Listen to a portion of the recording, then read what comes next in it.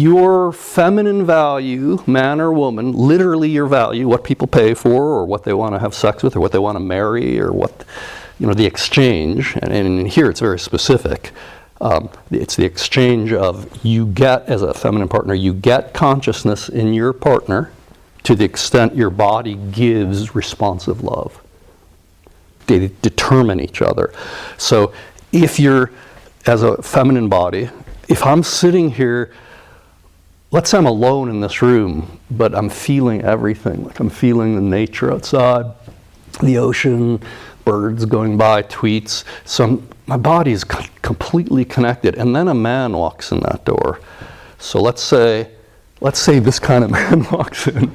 I would immediately feel in my body like, now I may have compassion, so I might love that person or work with them, but it would create a kind of pain in my body, just feeling their pain. Do you know what I mean by that? Just feeling them hurts, that closure. So if you were in a feminine third stage body, I'll go to the stages later, an open body, and someone walked in whose consciousness was collapsed, that hurts the feminine body. It registers as actual pain in your bodies.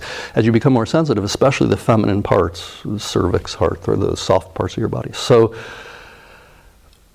all day when you're encountering unconscious men, but specifically your man, if you have a man, and they're less than conscious, especially when they're less conscious than you have to kind of wear the pants. You have to be the man. You have to wear the consciousness. So you create stress in your body as soon as you feel unconsciousness. That's why women tend to carry so much stress. Now, on the other hand, if a super conscious man walked in, so you're sitting here feeling the room, birds, wide open, heart open, body open, and a man walks in who's just, hello, you would go, your body would, like a flower, even if you didn't know the man, if he was fully present, your body would respond. Now, that response of, you know what it feels like. Your heart opens, your body opens, it feels good. That response is what brightens consciousness. So even a semi-dull man who walks into this room, who feels a woman instantly respond, he will respond to her response by becoming more conscious. So if a man walks in the room and you're showing him in your body exactly how it feels, how he feels that he's in the room with you, he has an option now, if he's a practitioner, and anyone in this room, they've come a long way, they're practitioners, anyone in this room you have to trust is here to practice. They need that feedback for you. So the essential practice of the feminine is for the body to be love responsive to the universe, to be the love response of the universe through breath, through touch, in every way. The masculine practice is for the body to incarnate consciousness and create a kind of simple structure of integrity that witnesses and feels the feminine, which is the masculine's light, the light of consciousness, as its own radiance, no separation. The feminine feels consciousness move through the body and actually is moved by it, as you'll find out. Your body will move when you feel consciousness. So you cultivate that motion into ever greater love offerings. That attracts to you ever more deep and sensitive consciousness in your partner or your future partner.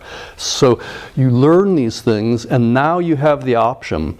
You could engage this yoga of conscious light, of love and consciousness, with whoever you choose, or you could shut it down if you want to be invisible. In our culture, it's often very useful to be invisible, to not be sexually visible. So in an intimacy, it's usually good to be highly sexually visible to each other, loving to each other in an intimacy. But in public, I don't know how much sexual attention you want on your body. So that's up to each of you. We'll work with that as we go on. But certainly, you'll be able to have any man or woman you want by the end of this workshop.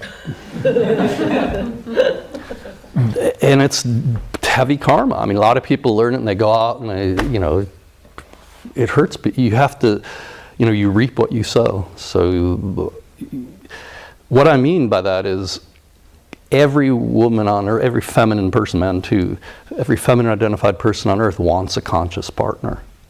So if you clearly become a conscious partner, you could have anybody. That's what every feminine person wants. And likewise, if you become a devotionally responsive love heart of the whole body, that's what every masculine person wants. So you have to be careful with that. They'll leave their wife. I mean, so these are very powerful kinds of things because they're the core of our being. All of us want the deepest love. We know we are love. We know we are consciousness. So it's what we want more than anything. And if somebody offers us that, we want them.